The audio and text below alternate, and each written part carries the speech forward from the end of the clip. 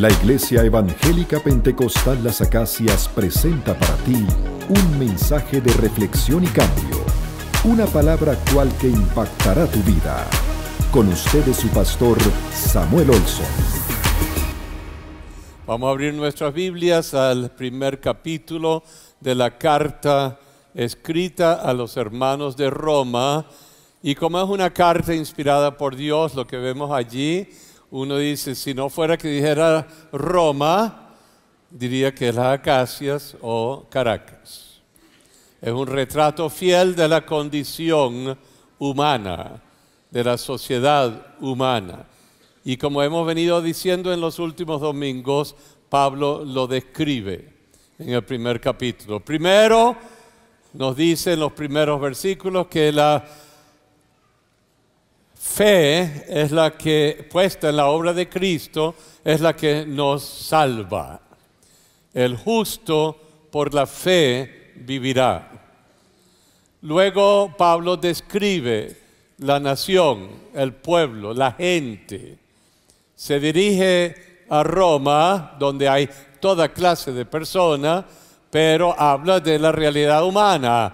Cuando el hombre se vuelve impío y le da la espalda a Dios, tiene sus consecuencias, en que sus conductas poco a poco empiezan a aflojar, pierden su eje, pierden su ética, pierden su dirección y uno empieza a envanecerse en su propia sapiencia o sabiduría y la sociedad va de creerse Dios a crear dioses, a crear ídolos, cuadrúpedos, aves y todo lo demás, a convertirse en una sociedad sensorial, una sociedad que por vivir de las emociones y los sentimientos y todo lo demás, además de haber perdido su dirección y eje moral y ético y la revelación de Dios, empieza a perderse en un relativismo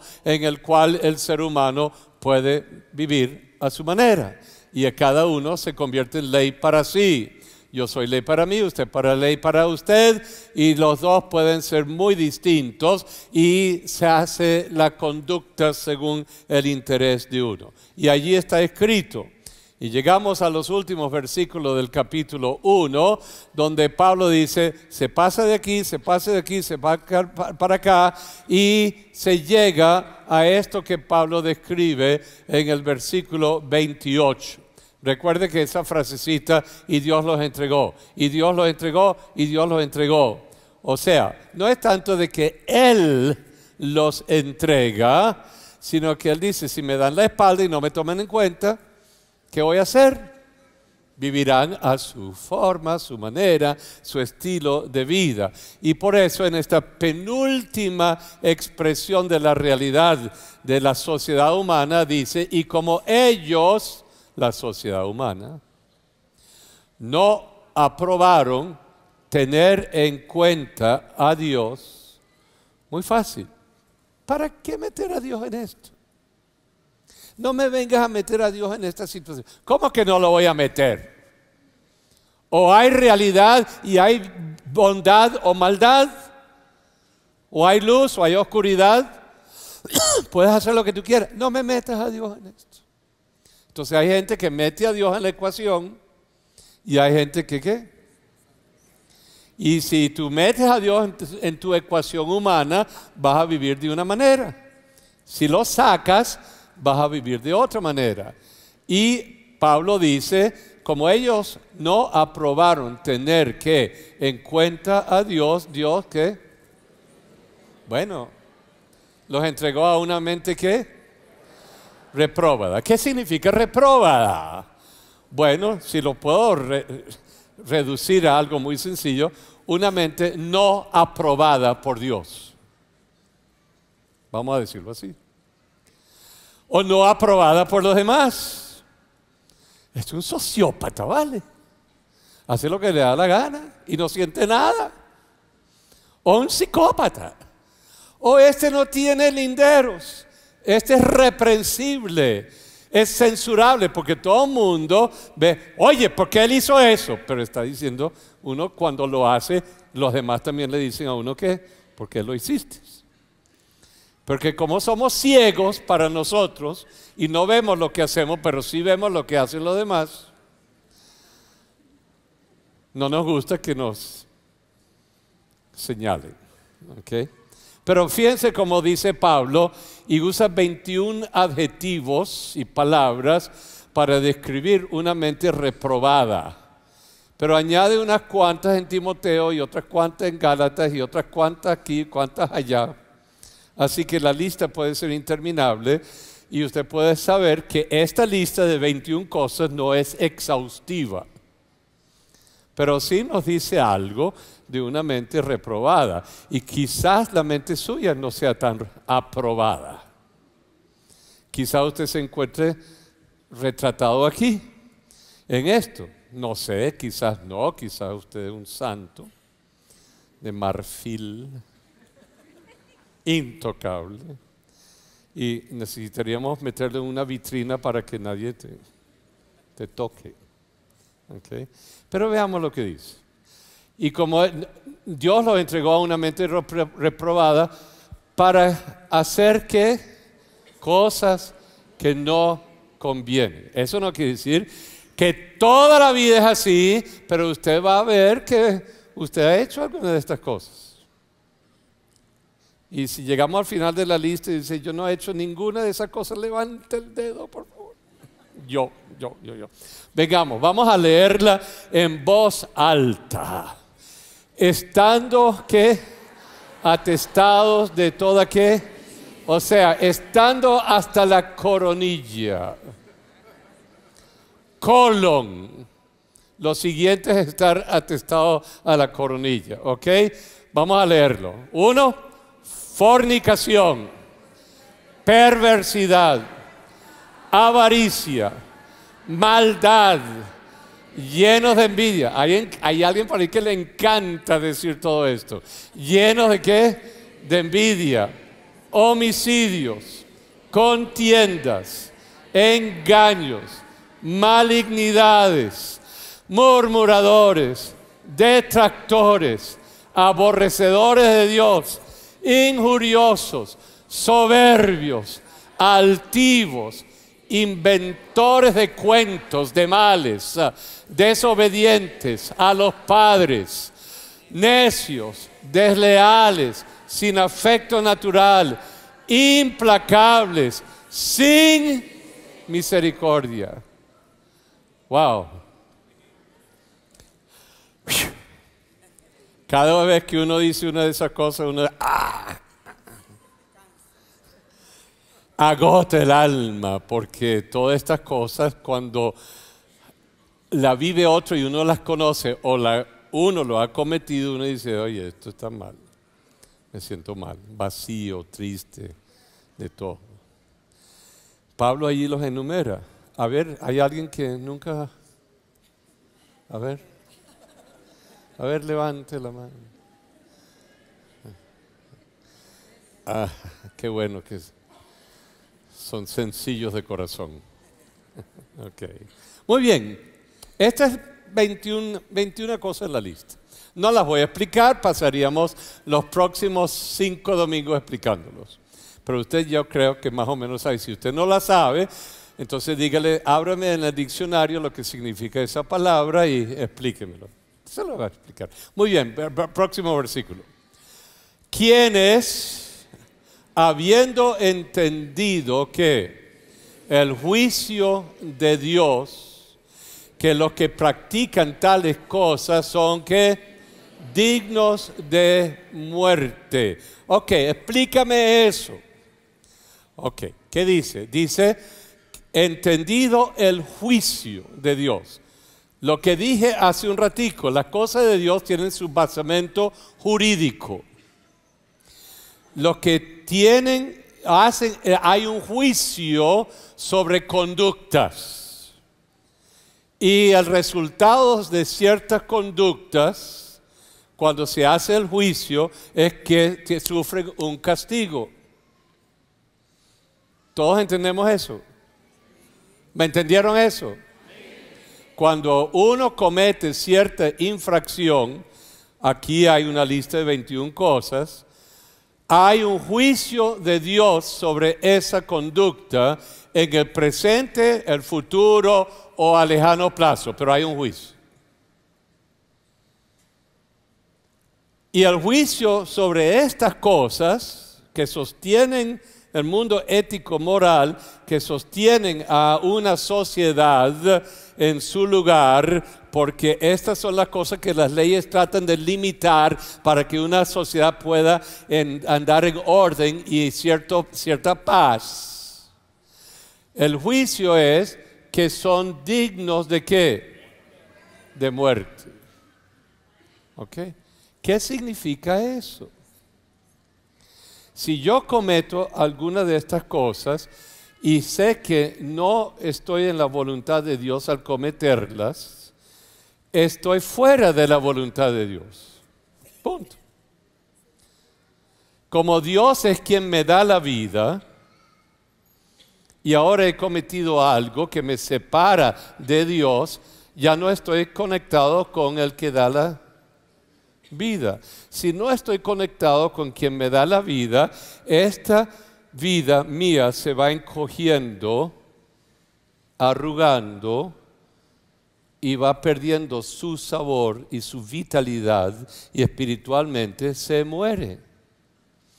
Por eso es que la gente que vive indebidamente va retrayéndose, se va sintiendo mal, aunque no lo publique, y a la larga siente que no tiene vida.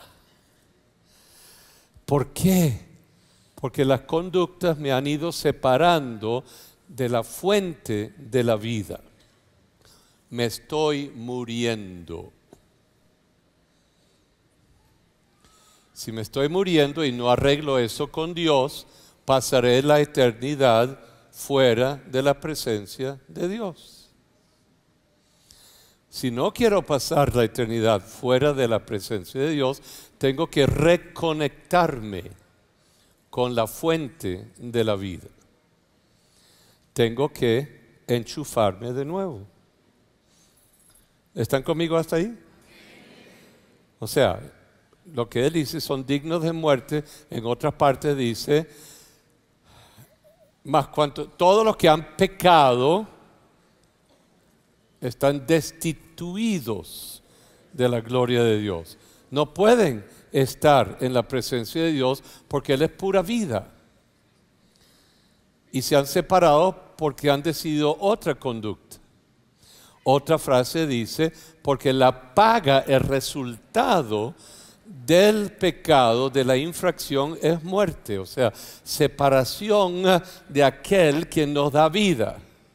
Mas la dádiva de Dios es que es vida. Y lo que Él quiere darte a ti es esa dádiva.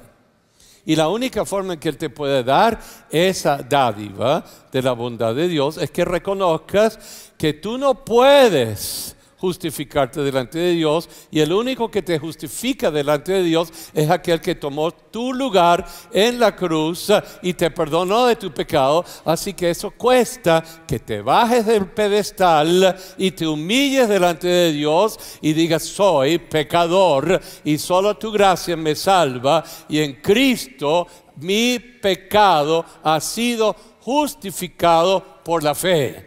Él pagó por mí y creyéndolo soy justificado y estoy en Cristo, y yo no quiero salirme de ese lugar que yo tengo, que es estar en Cristo. Yo estoy en Cristo porque le he creído a Él, y yo podría salirme de Cristo diciendo no quiero más nada que ver con Cristo, pero quiero mantenerme allí. Y por eso, cuando cometemos errores, es tan importante el confesar el pecado. Y si confesamos nuestro pecado, Él es fiel y justo para perdonarnos y limpiarnos de toda maldad. Él lo hace si eres genuino, si eres sincero. Y eso no es venir a decírmelo a mí, es que te metas en tu baño o cierres la alcoba tuya y te abras tu corazón delante de Dios y le digas, Señor, he cometido un grave error, perdóname. Y Él te perdonará si tienes la intención de remendar y de volver a tu camino con el Señor y arreglar las cuentas con. ¿Ok? ¿Estamos bien hasta allí? ¿Está clarito? Ok. Quiero estar seguro porque algunas veces decimos la frase y la decimos y no vemos las implicaciones. Aquí hay implicaciones legales, jurídicas. El juicio de Dios es muerte. ¿Por qué? Porque me he decidido vivir otro estilo de vida y no la que Dios quiere de mí. Entonces me separo, ¿ok? Digno de muerte, ¿ok? No solo, y esto es lo peor todavía en la sociedad humana, léanlo conmigo, no solo que las hacen, sino que también que se complacen, ¿qué? Con los que la practican. ¿Les gusta? ¿Ok? Vamos al bar, vamos a la fiesta y nos emborrachamos. ¿Y por qué tú no tomas? Bueno, pero vente a tomar con nosotros. Vente. Bueno, y después la gente se complace en que uno cayó. Y después se compra otra botella y gasté los reales. Perdí la noción de tiempo. Fui a la casa sin los reales. Mis hijos están sin la manera de comer o de pagar su transporte, pagar sus libros, etcétera, etcétera, etcétera, etcétera. Pero en el momento hubo el complacerse con los demás que lo hacen. Y después le cae la locha que uno destruyó su hogar. ¿Y qué hago? Okay, veamos, y aquí nos vamos al capítulo 2. ¿Quiénes habiendo... perdón, todavía no. Leyéndolo en voz alta, por favor. Quienes habiendo entendido el juicio de Dios, que los que practican tales cosas son dignos de muerte, no solo las hacen, sino que también que se complacen con los que las practican. Este es el cuadro humano. Y usted sabe que usted ha visto eso en su vida o la vida de otros. Una sociedad que se está desmembrando, se está desintegrando. ¿Por qué? Porque cree que puede manejar la cosa a su manera y le ha dado la espalda a Dios.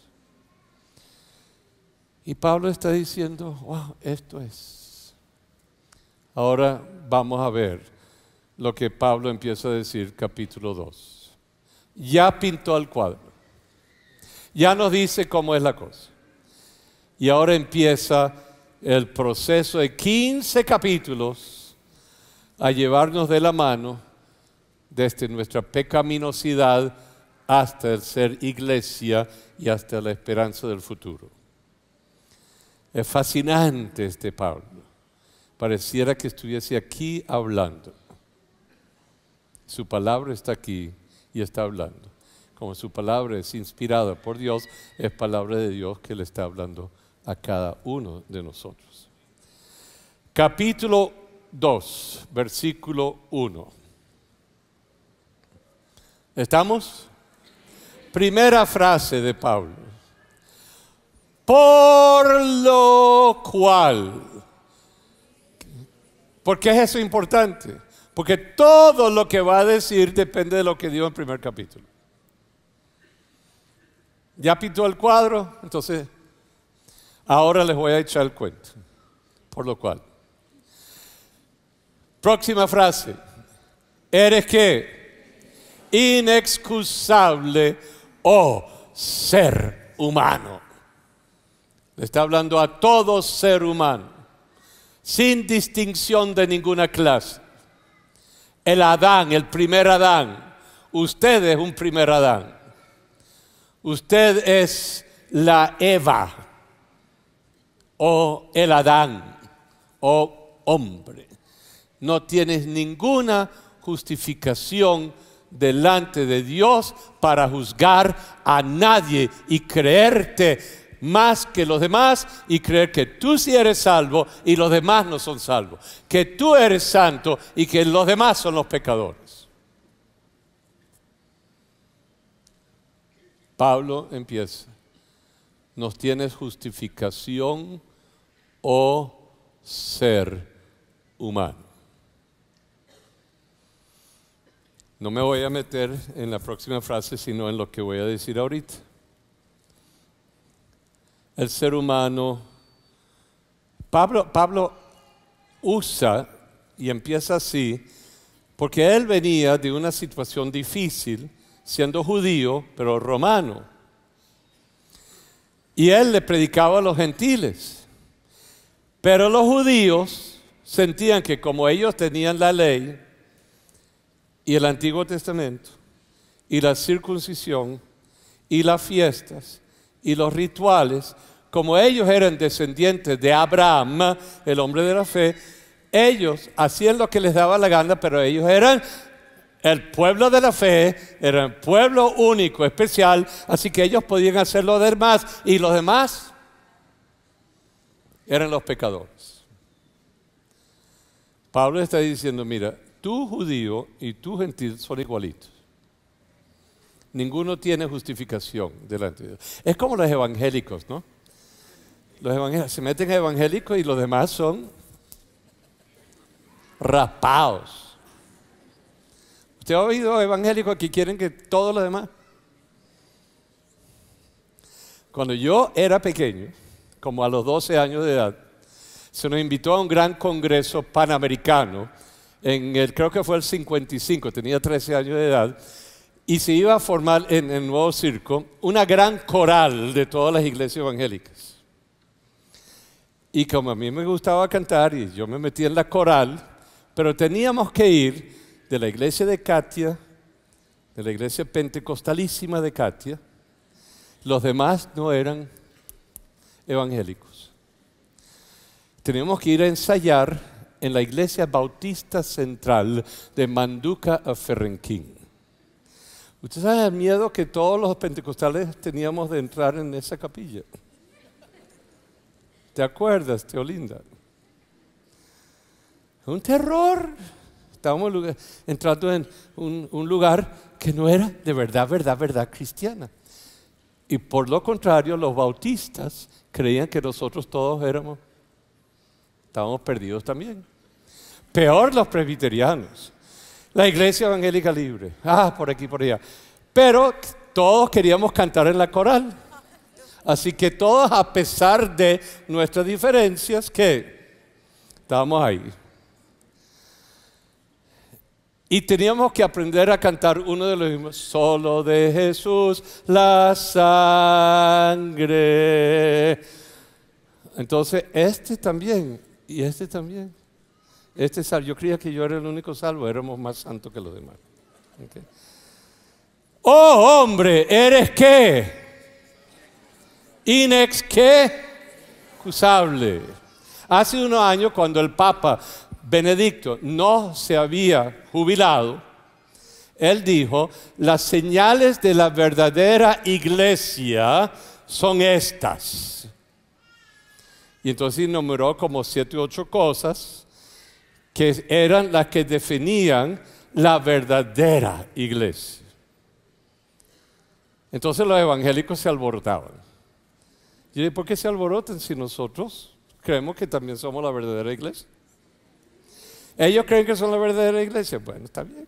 Pero nosotros que creemos en Cristo y somos salvos, tenemos la palabra de Dios, también creemos que ¿me hace algo que Él diga eso? Nada. Pero los demás estaban con los guantes, enfurecidos de... Es el problema del ser humano, en que nos juzgamos. Opiniones. Todos tenemos que opinar, pero depende de lo que hay en tu corazón al opinar acerca de los demás, en que te crees más que los demás o superior a los demás. Pablo dice, por lo cual que eres inexcusable, oh ser humano.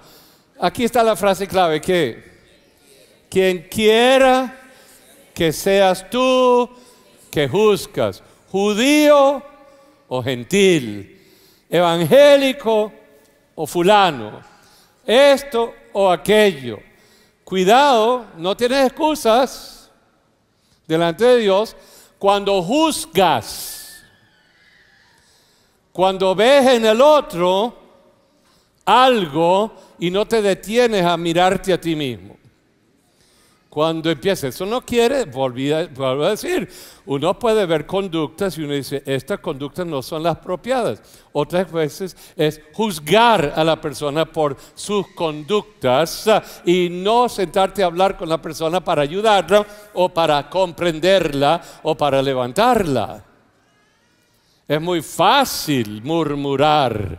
Es muy fácil creer en tu murmuración que tu posición es la posición. Eso lo llama el profeta Samuel en 1 Samuel, el capítulo 15, ser un idólatra. ¿Por qué? Porque como idólatra estás creyendo solo en ti mismo y crees que tú eres el regalo de Dios para los demás y tú eres la medida para los demás y todos te tienen que buscar a ti como referencia.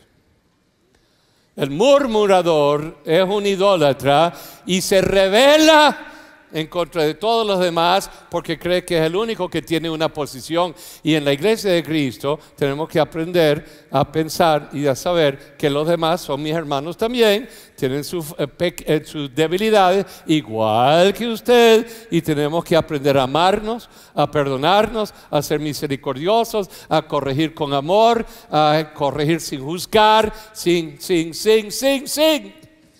y ser genuinos hermanos en la fe. Volvamos al versículo.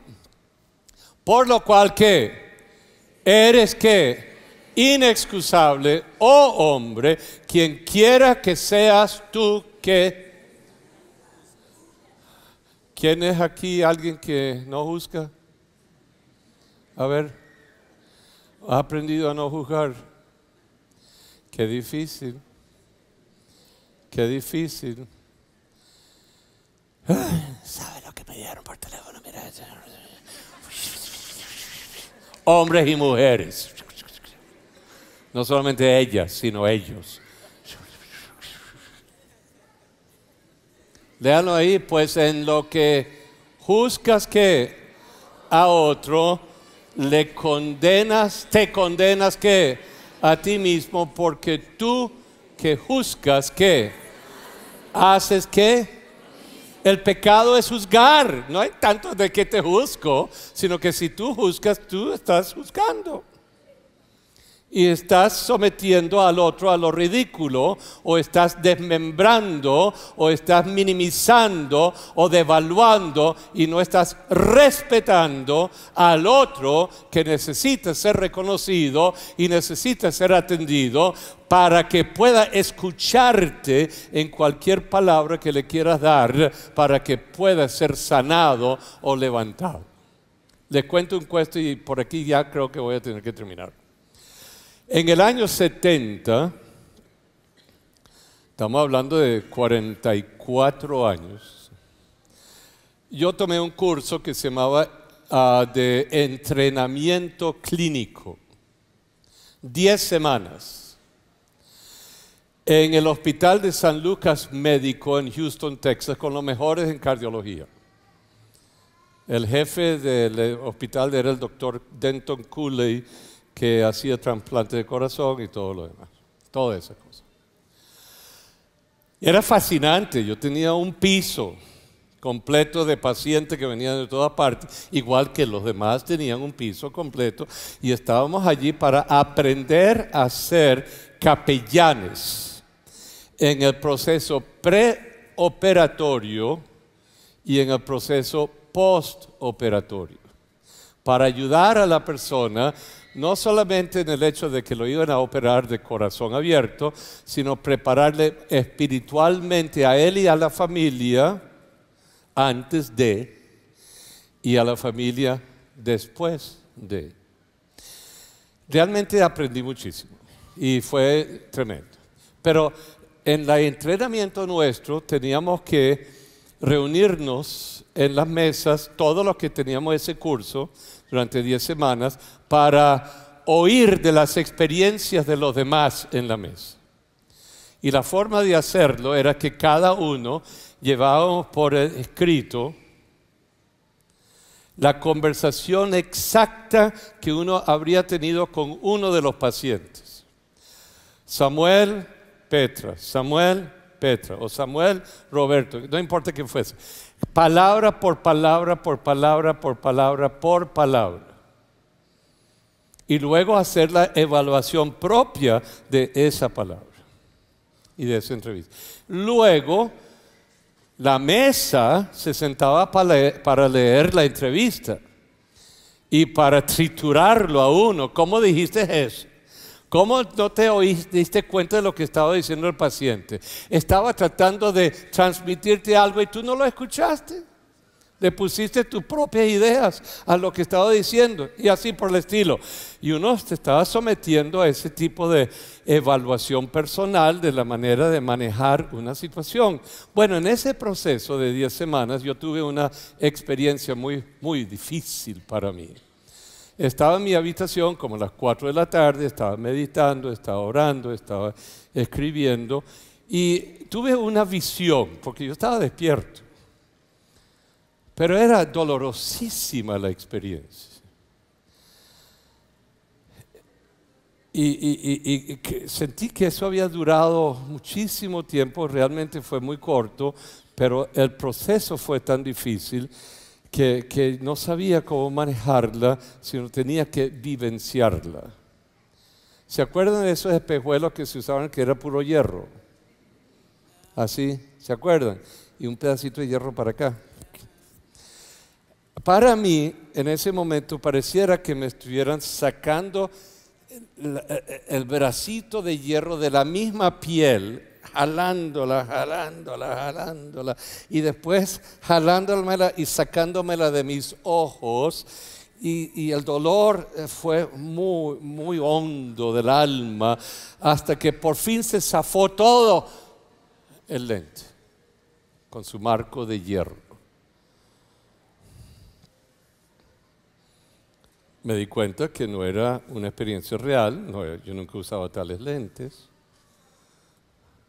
pero me sucedió. Y ¿qué es esto? Me di cuenta que lo que estaba sucediendo era que me estaba quitando las lentes con que yo veía a los demás.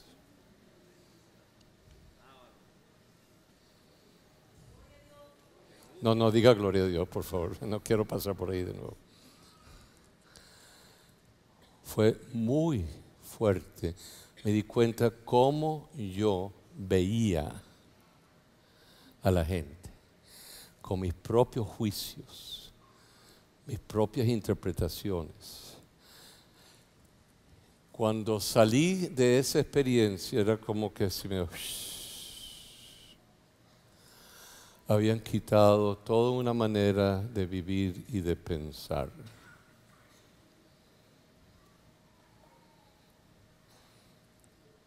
Y tenía que aprender a vivir sin juzgar a los demás. Eso no quiere decir que soy un santo en eso. Algunas veces, porque yo soy medio perfeccionista, medio exigente.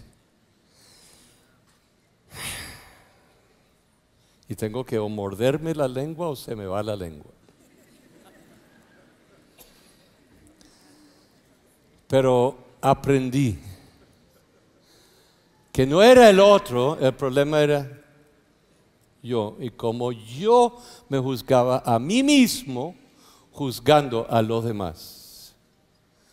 Y aprender a vivir sin esos lentes. Bueno, hoy día algunos me acusan de ser un pasalamano de pastor. Pastor deja que la gente haga lo que le dé la gana. Él es como el sacerdote Elí del Antiguo Testamento que dejaba que sus hijos hicieran lo que quisieran con el pueblo de Israel. Eso lo dicen por ahí. Pero yo aprendí una cosa. Yo aprendí que la gente no crece moral y espiritualmente simplemente porque uno le ponga la mano dura. Uno camina con las personas en su proceso de vida. Uno ayuda y camina, perdona, levanta, sugiere y corrige en el momento oportuno o espera. Y poco a poco el Señor va haciendo, si ellos saben que uno está allí, que uno está pendiente. Porque yo tengo mis entrevistas con la persona y dije, mira, no me tienes que decir nada, pero cuando pases por donde yo estoy, me haces así, que la cosa va bien, o me haces así, que algo pasó, para ver cómo te puedo ayudar. Para decir, porque el pastorear no es ser permisivo, el pastorear es caminar con los demás. Y cada uno de nosotros somos sumamente distintos a los demás. Y tenemos nuestra forma y necesitamos crecer a nivel individual, pero a la unidad en Cristo Jesús. Y poco a poco el Señor nos va formando y el Señor nos va fortaleciendo con su Espíritu y con su palabra que nos va a formar. Y si nos corrige, el Señor sí nos corrige y algunas veces uno corrige, pero depende del cómo. ¿El para qué? Que uno no anda juzgando, uno anda tratando de caminar con la gente. Así que el Señor nos está enseñando esto. Leamos el versículo una vez más. Y tengo que cerrar porque el culto está para comenzar. El próximo. Léanlo conmigo, por favor.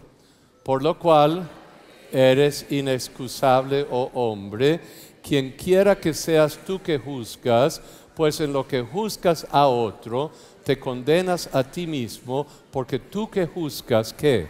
Haces lo mismo. Fue el mensaje de la palabra de Dios expuesto por el pastor Samuel Olson de la Iglesia Evangélica Pentecostal Las Acacias. Si deseas adquirir este material, puedes llamar al teléfono 213-7031.